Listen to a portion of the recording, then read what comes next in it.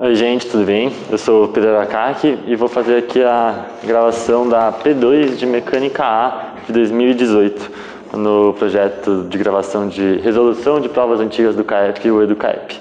Bom, então vamos para a questão 1. Ele diz que tem aqui uma pá de trator barra escavadeira e aí tem duas articulações que estão ligadas à pá, que essas duas articulações estão girando e o movimento delas faz com que a pá gire também e fique escavando. Bom, a primeira coisa que o exercício pede é a velocidade do ponto B. E aí aqui tem uma fórmula muito importante da cinemática que você pega um corpo qualquer e tomando dois pontos desse corpo, sabendo a velocidade de um desses pontos e a velocidade angular do corpo, lembrando que a velocidade angular do corpo é a mesma para todos os pontos do corpo, a gente consegue calcular a velocidade desse outro ponto. Então, a fórmula para dois pontos x e y, por exemplo, vai ser velocidade de x vai ser igual a velocidade de y mais velocidade angular do corpo, produto vetorial pela distância entre x e y. Essa fórmula aqui é muito importante e quase todos os exercícios vão utilizar ela.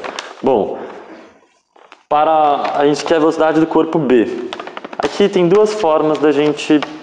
Tem dois corpos aos quais o B pertence. A barra AB e a pá da escavadeira, certo? Bom, a barra B ela é fixa, ela tem uma articulação fixa em A e tem uma velocidade angular conhecida, de menos WK. Então, a gente já tem aqui a velocidade em A, que como é fixo é 0, e aqui a gente também tem a velocidade angular do corpo e a distância está aqui dada, que é L na direção X. Então, para calcular a velocidade em B, é só velocidade em A mais velocidade angular do corpo, B menos A. Substituindo, velocidade de B vai ser igual a 0, já que o ponto A é fixo, mais velocidade escalar menos W na direção K, e a distância entre B e A vai ser L na direção I. De produto vetorial, aqui a gente tem que K vezes I, a gente tem aquele truquezinho que a gente faz assim, e que se a gente anda no sentido horário, o produto é positivo, e se anda no sentido anti-horário, é negativo. Aqui, quando a gente está indo de K para I, é positivo, né? Então, menos W vezes L vai ser esse o módulo, e a direção vai ser o outro versor, né? Então, J. Uma outra forma também de pensar o K e o I tomando aqui o eixo de coordenadas,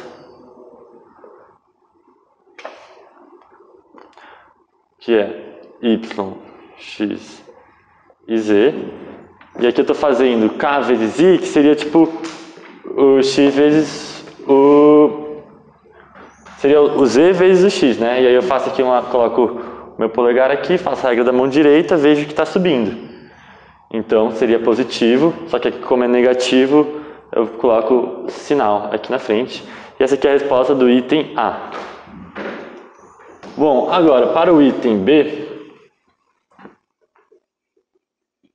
o problema pede a velocidade do ponto C.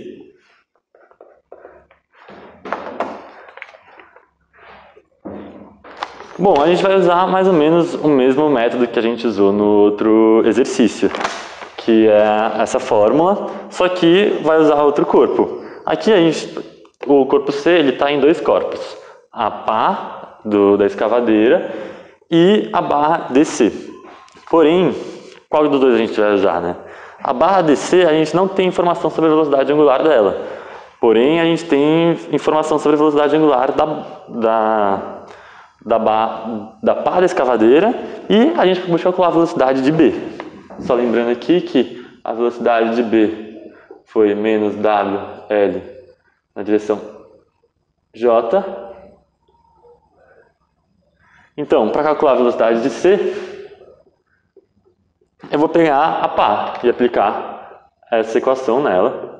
A velocidade de C vai ser igual à velocidade de B, mais a velocidade angular da pá, que é esse W sobre 3K, vetor a distância entre B e C.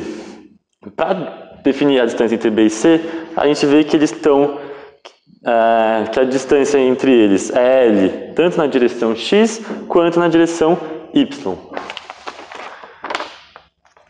Porém, para eu ir de B para C, ou melhor, de C para B, né, como é o caso aqui, eu tenho que descer em Y e ir para a direita em X, né, que é o sentido positivo.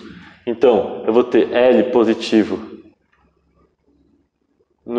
na direção I e menos L na direção J. Substituindo, velocidade de C vai ser igual a velocidade de B mais esse produto vetorial aqui, que vai ser, eu vou colocar aqui o módulo, que vai ser o mesmo, né, nas duas direções, e aqui as duas direções. K, I, aqui todo no sentido horário, ao contrário da seta, então vai ser negativo, negativo na direção J. K, J vai ser também no sentido contrário. Puta, aqui o K vezes I está no sentido certo da seta, né? Então aqui não é negativo, aqui é positivo. Fica aí a errata. Só que no sentido KJ é ao contrário da seta, então vai ser negativo. Como eu já tenho um menos aqui, vai ser mais KJI. Bom, então, calculando aqui, menos ômega-L mais ômega-L sobre 3, eu vou ter menos 2 ômega-L sobre 3 na direção J e mais ômega-L sobre 3 na direção I. E essa é a resposta do item B. Bom, vamos agora para a questão C do exercício 1.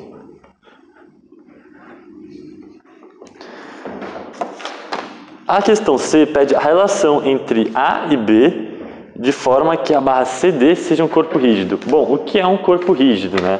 Um corpo rígido ele é um corpo em que, em qualquer instante do tempo, todos os pontos que estão nele, eles têm a mesma distância entre si. Ou seja, o ponto aqui do começo do canetão até a base do canetão vai ter sempre a mesma distância porque ele é um corpo rígido. A mesma coisa acontece com dois pontos aqui na metade, a espessura dele. Mas como que eu posso escrever isso de uma forma física, matemática? Eu tenho que a projeção da velocidade de dois pontos de qualquer corpo rígido sobre a reta que une esses dois pontos, ela tem que ser igual. Então, para esse canetão, vamos supor que ele está girando. Então ele tem uma velocidade para cá e outra velocidade para cá. Então a projeção dessas velocidades sobre o corpo dele é zero, né? Porque é como se fosse tipo, a componente dessa velocidade aqui. Isso aqui como perpendicular é zero. Bom, o que isso quer dizer, né?